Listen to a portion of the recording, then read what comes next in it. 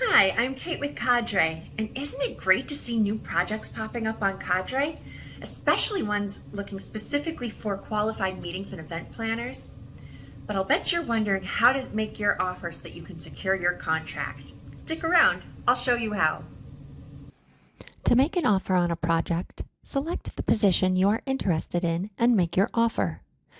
If the client is looking for competitive offers, you will be able to enter your preferred hourly rate. Otherwise, you will see a fixed, non-changeable rate, which is set by the client.